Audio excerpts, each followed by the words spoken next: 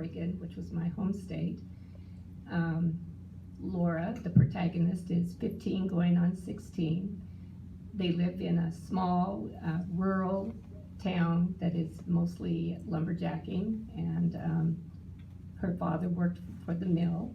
They were on the other side of the track, just living paycheck to paycheck. Her mom was sort of an isolated homemaker, didn't go out much at all, very antisocial.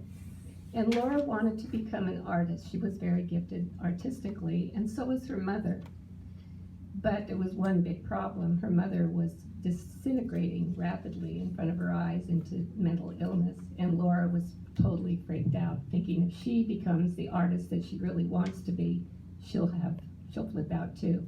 She spent most of her life, those young years, the year of the book, dreadfully afraid, terrified, in fact, that she was going to come down with it because she really didn't understand what it was.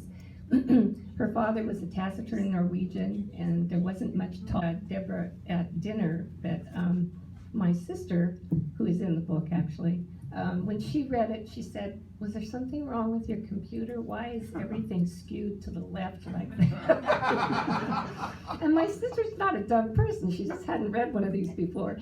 So most people tell me that it's a pretty easy read and it goes pretty quickly. And it took me into my early adulthood to have my own children, my twin men, who are now 36. It took me until that point to decide that I needed to deal with it. So always having written as kind of my salvation during the time that this was going on in my teen years, I would go in the bedroom and close the door and write furiously, just to kind of save myself, but that was my sanity.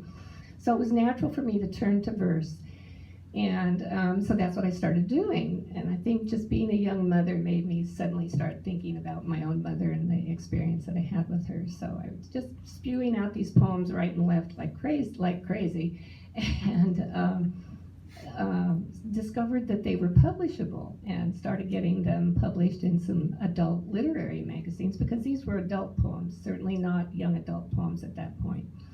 And then I thought, whoopee, I'm publishable. And so I really got the bug, and was kind of just moving towards getting maybe doing a collection of 20 poems and seeing if I could get those published. And some of you in here know my really good writing buddy, Carol Baldwin, and we critique each other's work. She's left Charlotte now, but she was here in Charlotte. And she said, I really think you need to turn this into a novel rather than a collection of poems. Bring it together and make a story